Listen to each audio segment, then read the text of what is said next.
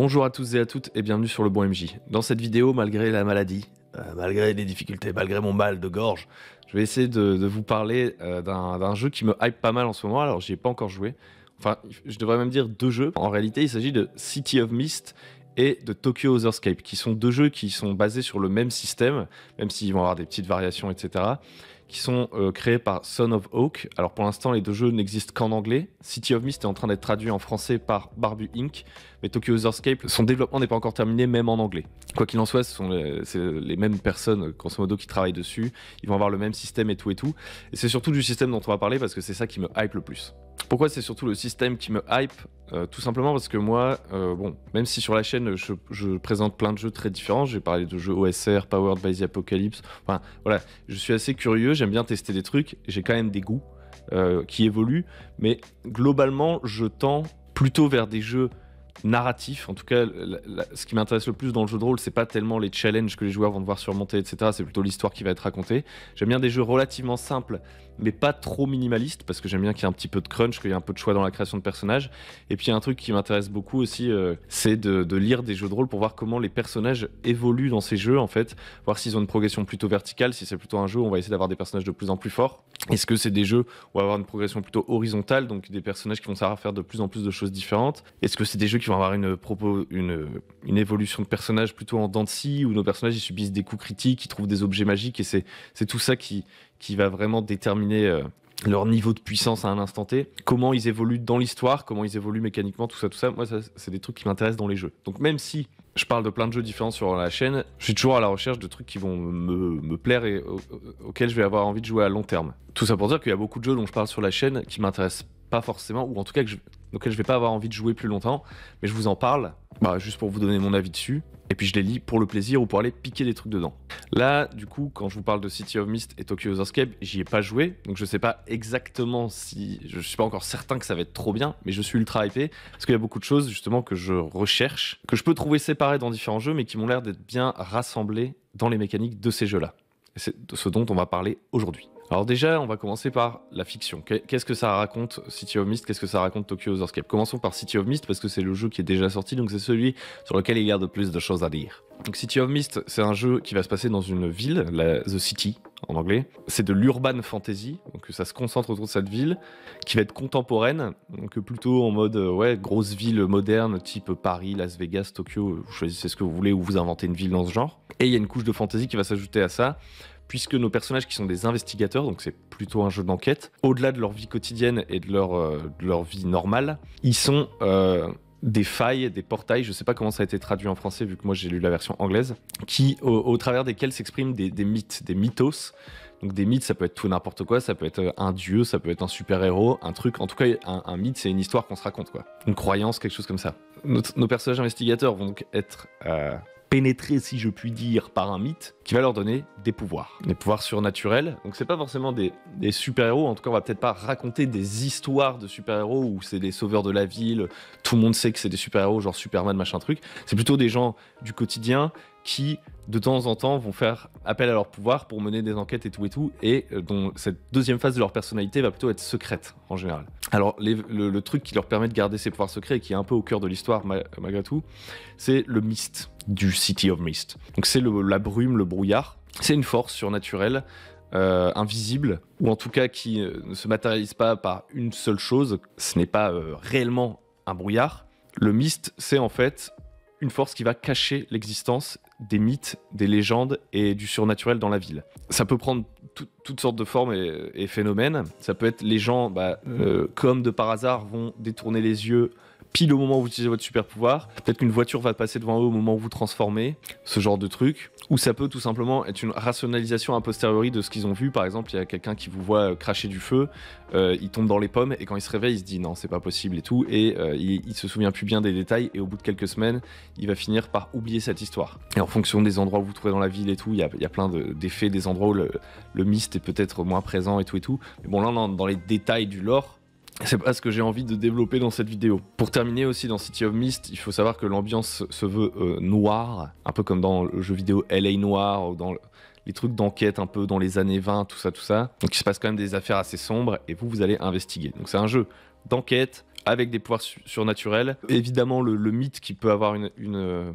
place importante dans l'histoire que vous allez raconter, puisque il n'y a pas que vos personnages qui vont être des failles pour un mythe, il va aussi y avoir sûrement des antagonistes et puis même des bâtiments, des objets, etc. Il se peut très bien qu'un objet, les gens le voient comme un lampadaire, mais qu'en fait il s'agisse de la lampe de Pixar. Je dis n'importe quoi, que ce soit une lampe vivante ou que le gratte-ciel que vous voyez ce soit en réalité le château de Dracula, etc., etc.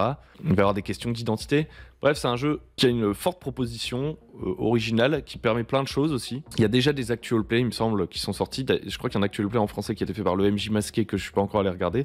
Donc si l'univers, tout ça, ça vous intéresse, allez-y. Il sort bientôt en français, je pense fin d'année, début d'année prochaine. Pour ce qui est de Tokyo Otherscape, on pourrait dire que ça fait partie un peu du multivers City of Mist. C'est-à-dire que cette fois-ci, au lieu d'être dans une ville moderne et de jouer des investigateurs, on va plutôt jouer des samouraïs des rues, enfin des gens, des mercenaires, tout ça, des personnages finalement qu'on peut retrouver dans du Shadowrun, du Cyberpunk, qui vont accomplir des missions, tout ça, dans un univers Cyberpunk, mais qui est aussi affecté par les mythes. Et donc on va avoir des IA qui vont en fait s'avérer être des Oni, des gens qui vont invoquer des trucs, qui vont être des Omnyoji, etc. Donc dans le nom il y a Tokyo, donc le setting de base il est plutôt orienté Japon, mythe japonais, mais le système mine de rien est plus générique que ça et il va vous permettre de jouer voilà, des edge runners, des personnages de Cyberpunk qui vont accomplir des missions, donc plus typé aventure qu'investigation par rapport à City of Mist, et qui vont pouvoir faire appel à la fois à la technologie mais aussi à des mythes. Et vous pouvez le faire ailleurs que dans un univers japonisant. Donc voilà un peu les deux jeux dans ce qu'ils proposent en termes de fiction. Mais nous, ce qui va nous intéresser principalement dans cette vidéo, c'est les mécaniques, parce que c'est ça qui me hype le plus, au-delà du fait que les propositions des deux jeux de base me semblent plutôt intéressantes, surtout la proposition Cyberpunk, qui m'intéresse quand même plus que l'urban fantasy moderne à titre personnel. Mais je me perds un petit peu, ma voix est là où je veux en venir. Grosso modo, ce qui m'intéresse, c'est les mécaniques, qui je pense seraient de très bonnes mécaniques qu'on pourrait rendre génériques un petit peu, qui pourraient s'appliquer à d'autres jeux. D'ailleurs, c'est une des volontés des concepteurs, c'est de réussir à standardiser, streamliner leur système de jeu pour pouvoir l'utiliser dans d'autres contextes et dans sûrement les futures publications qu'ils vont essayer de faire. C'est de ça qu'on va parler aujourd'hui et c'est ça qui me hype. Donc deuxième partie, la mécanique.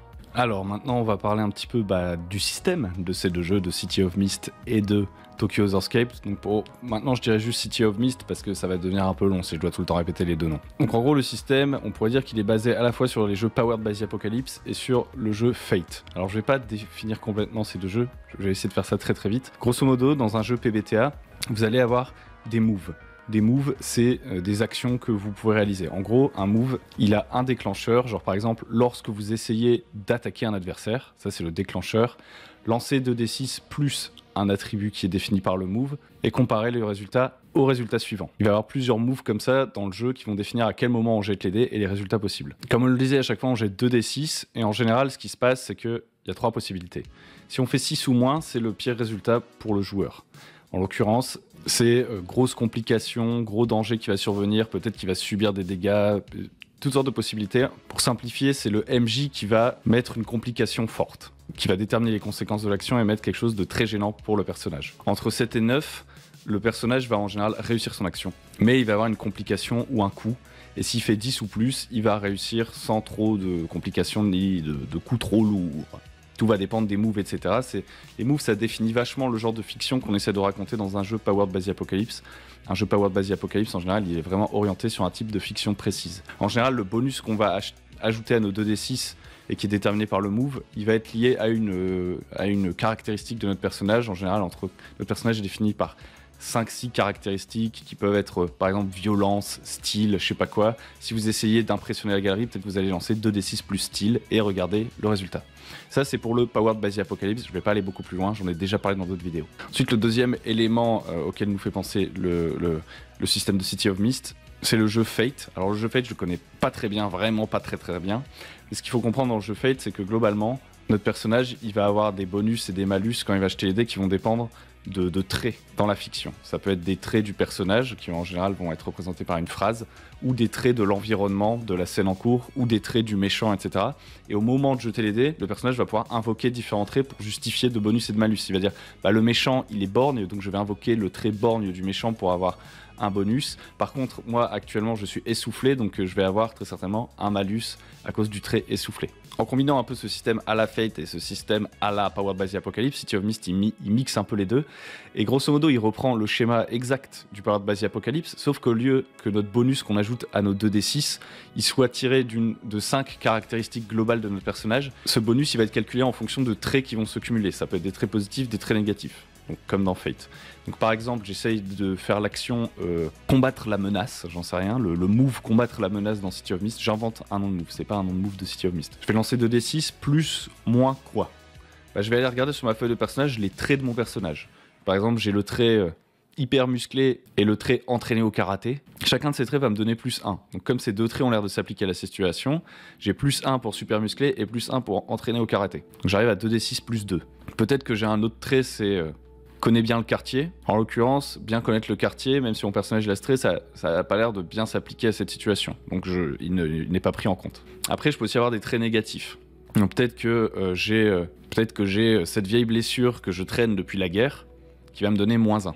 Donc pour chaque trait comme ça sur ma feuille de personnage, s'il y a des bonus ou ils peuvent me donner des bonus et des malus, je les cumule pour savoir ce que j'ajoute à mes 2d6. Après, il y a des story tags. Alors en français, je sais pas comment c'était traduit, mais j'imagine que c'est très, très circonstanciel, très d'environnement, je ne sais pas trop.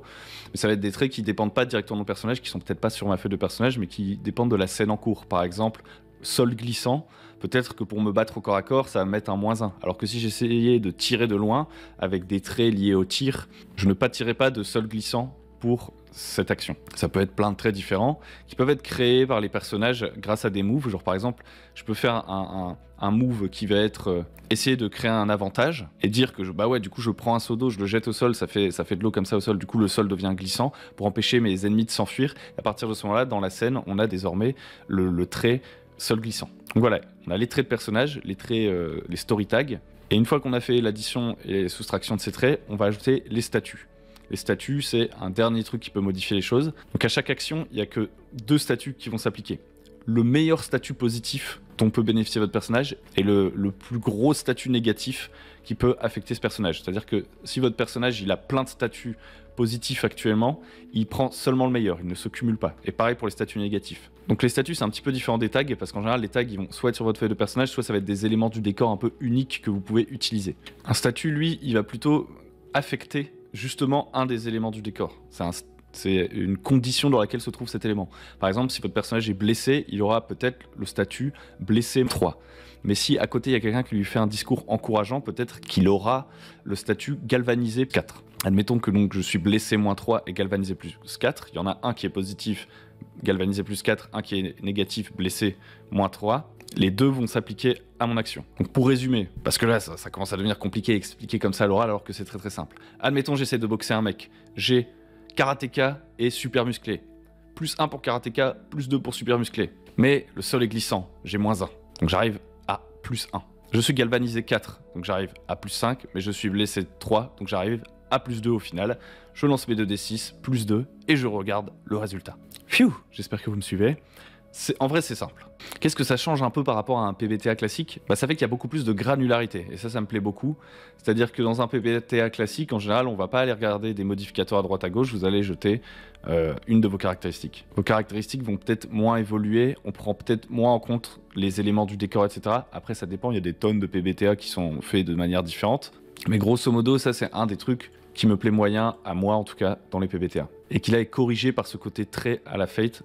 Donc ça, j'aime beaucoup. Ça augmente peut-être aussi l'aspect tactique dans le gameplay que vous allez avoir parce que vous allez essayer comme ça justement de créer des circonstances favorables qui vont faire que vos moves vont devenir de plus en plus efficaces, peut-être en créant des nouveaux story tags, en modifiant l'environnement, en infligeant des sortes d'états, des malus, etc. à vos adversaires, tout ça, tout ça. Donc ça, c'est vraiment la partie résolution du système que je trouve déjà très très cool.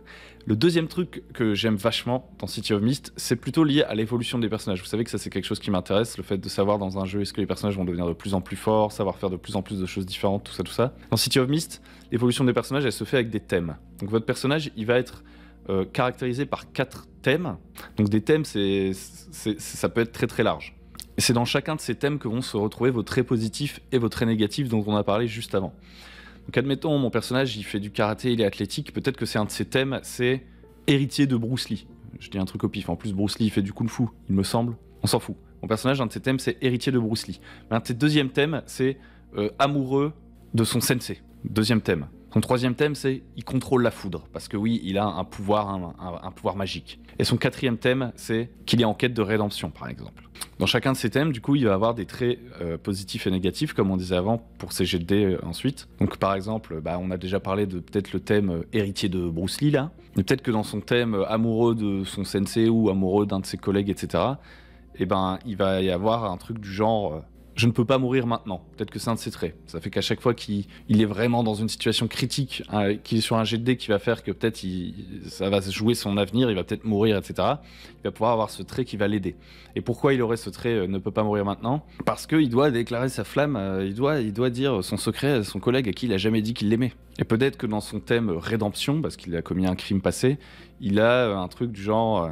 regrette la violence, un truc comme ça, et qu'à chaque fois qu'il va faire une action violente envers quelqu'un, ça va être un trait négatif parce qu'en vrai il a pas envie d'en venir aux mains, par exemple. Donc comme ça, ces thèmes, ça va vachement marquer la personnalité de votre personnage. Déjà, il est défini par des grands tropes du personnage, et ça c'est très cinématographique. Parce que dans un film, c'est assez rare que quand vous définissiez un personnage, vous disiez qu'il est plus 4 en force, plus 2 en endurance et qu'il est plus 3 en escamotage. Vous allez dire, tu te souviens de ce personnage qui est en quête de rédemption, tu sais, le flic qui fait du kung-fu. Vous voyez, ça donne vraiment de la couleur au personnage, c'est fort. Ensuite, dans chacun de ces thèmes, il va avoir un mystère ou une sorte de quête, un truc comme ça, à résoudre un petit peu, et qui, je simplifie beaucoup parce que c'est un peu plus complexe que ça, en gros va permettre de résoudre le thème d'une certaine manière. Parce que oui, vous allez pouvoir perdre des thèmes et gagner des nouveaux thèmes, et c'est comme ça que votre personnage va évoluer. Donc si mon personnage, il parvient à sa rédemption, ou qu'au contraire, il abandonne complètement la voie de la rédemption, peut-être qu'il va perdre son thème rédemption. Du coup, il va perdre tous les traits associés. Qu'il soit bénéfique ou négatif, il va perdre ce thème rédemption qui va venir être remplacé par un nouveau thème.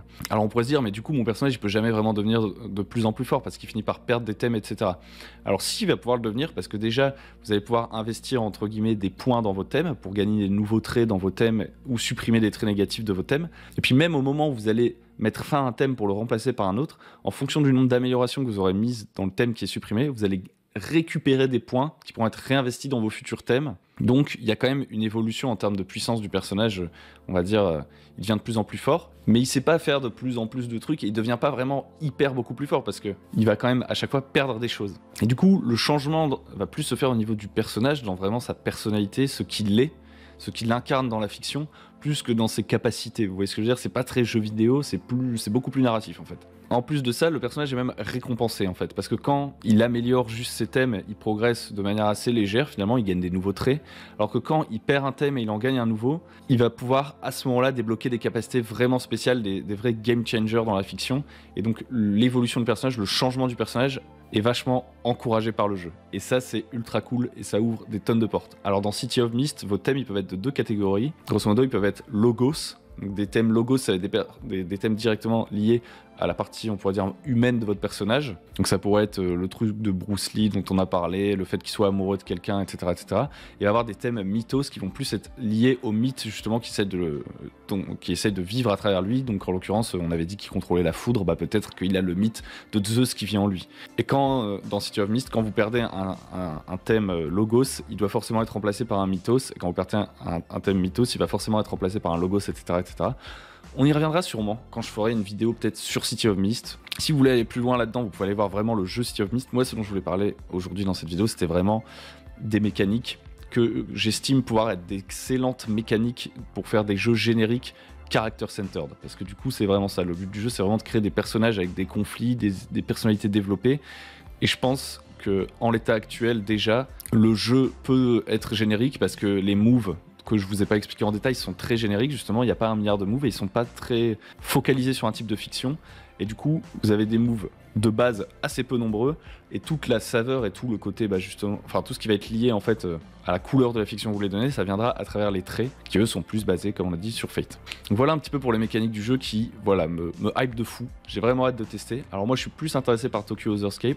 Tokyo Other-scape, vous l'aurez compris, du coup, il y a des thèmes à la fois, alors je sais pas trop comment ils vont appeler ça, mais des thèmes humains, il y a des thèmes cybernétiques et des thèmes liés au mythe. Donc il y a une sorte de troisième branche un peu par rapport à City of Mist. Et du coup, on peut imaginer un personnage qui devient 100% cybernétique, limite cyber psycho à la Edge Runner, quand il arrive avec ses 4 thèmes liés au cybernétique, etc. J'ai vraiment hâte de tester, je vais pas aller beaucoup plus loin parce que, comme je vous ai dit, j'ai pas encore joué. J'attends vraiment de jouer là. J'espère faire ça bientôt. J'ai encore pas mal de campagnes sur le feu, donc ce sera peut-être pas tout de suite. Une dernière petite note pour la route, c'est que vous pouvez avoir des thèmes qui ne sont pas directement liés à votre personnage, et ça offre aussi encore beaucoup d'options de jeu. Vous pouvez avoir un thème de groupe, genre on est les cambrioleurs du 12 rue de Backstreet, et avoir des traits spéciaux pour cette partie de la fiction qui est votre groupe.